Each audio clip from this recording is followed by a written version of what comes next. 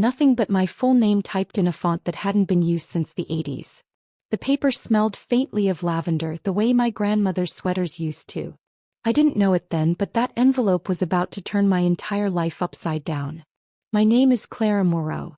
I was 29, working remotely from a shoebox apartment in Portland where it rained so often the windows never fully dried. At that point, I still believed my older brother Julian cared about me, that he would never hurt me, at least not intentionally.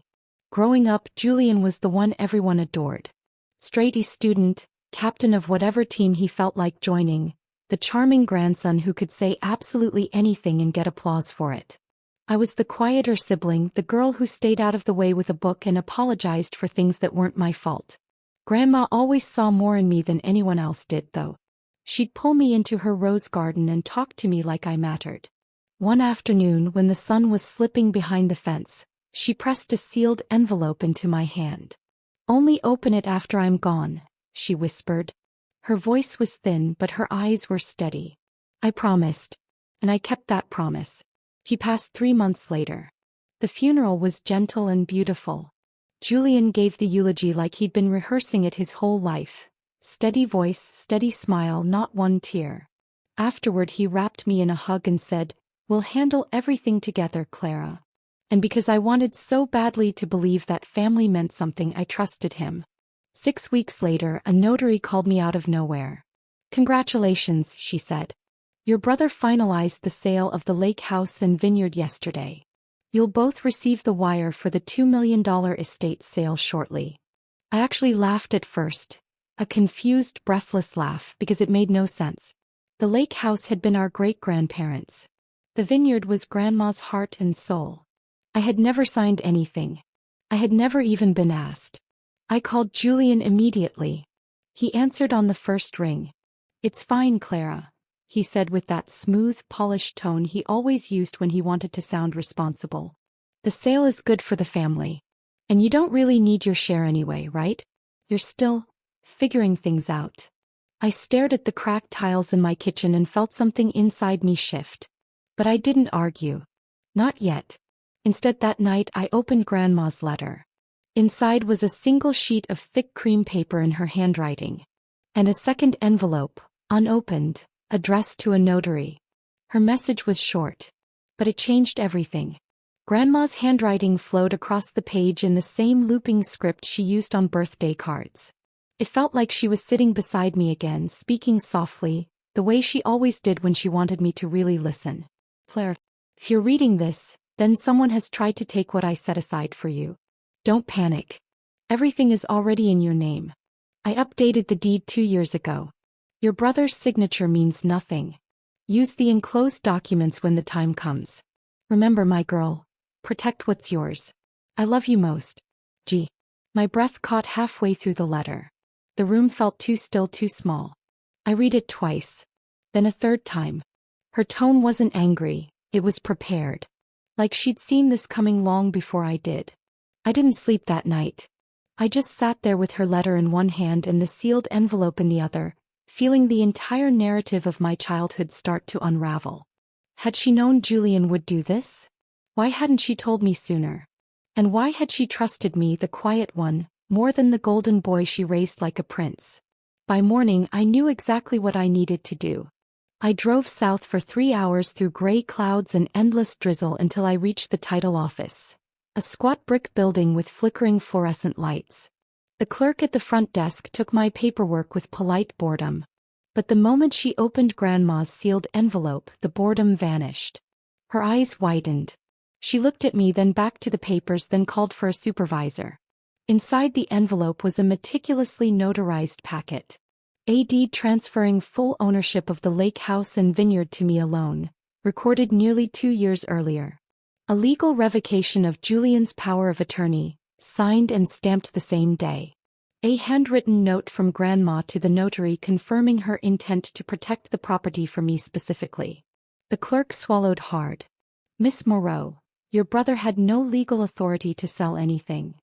Her voice echoed in the quiet office. And then I heard another voice behind me, too familiar. "Clara, what are you doing here?" Julian was standing by the closing agent's desk, dressed like he was attending an interview, pen in hand, waiting for his commission check. He must have assumed the sale was already complete. The smile on his face faltered as I walked past him and handed the deed to the agent overseeing the sale. "This transaction can't go through," I said calmly. "My grandmother transferred everything to me before she passed. You've been given forged documents." Julian's lips parted like he wanted to argue. But the moment the agent compared his paperwork to mine, the room shifted. The sale was declared void within minutes. The account holding the proceeds was frozen. His forged signatures, dozens of them, were quietly shredded in a silver bin beside the desk. He tried to plead. Then he tried to blame Grandma. Then he claimed it was just an administrative misunderstanding. No one believed him. And for the first time in our lives, I didn't flinch when he raised his voice. I left the title office without looking back at Julian. His protests faded behind me like distant traffic, loud but meaningless. By the time I reached my car, the weight in my chest had lifted, replaced by something steadier. Something like clarity. Later that afternoon, Grandma's attorney called me. His voice was calm, almost warm, like he'd been expecting my name to appear on his caller ID sooner or later. "Miss Moreau," he said, "your grandmother prepared for this outcome in advance. Effective immediately, you are the sole executor of her estate.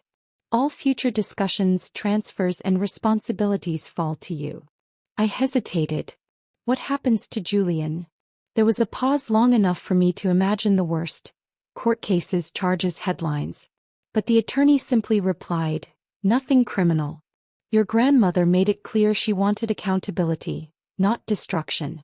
She believed your brother needed to learn limits, not suffer consequences he couldn't recover from." I nodded even though he couldn't see me. Sounded like her. Firm.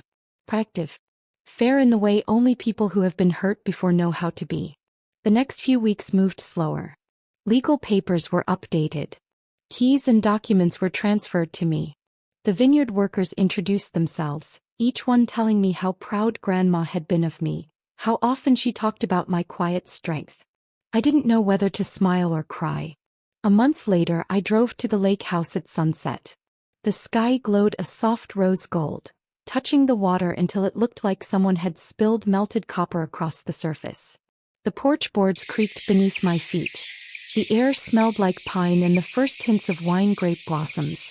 I sat in Grandma's favorite chair, the one that overlooked the vines, and poured a glass of the latest vintage. It tasted smooth and warm and heartbreakingly familiar. For the first time since she died, I felt her beside me. Not as a ghost, but as a promise she'd kept. Julian texted only once after everything settled. "I'm sorry." A period at the end, like he didn't know what else to say. I stared at it for a long moment, letting the words sit. Then I turned off my phone. Some apologies arrive long after their expiration date. Some wounds heal only when you stop waiting for the person who caused them to fix it. These days I still live in my Portland apartment most of the time. The vineyard pays my rent now and more. Enough to breathe. Enough to choose. Enough to finally stop apologizing for existing. Every few weeks I drive back to the lake house, open all the windows, and let the quiet fill the rooms that used to echo with family. Grandma once told me that the loudest victories are the ones that don't require an audience. He was right. My brother learned that sharing blood doesn't give you permission to rewrite someone else's future. And I learned that sometimes the strongest move you can make is simply claiming what was yours all along. If you've ever discovered someone signing your name like they owned it, stay. Your story matters too. Hit subscribe. We drop new ones twice a day. And we never raise our voice.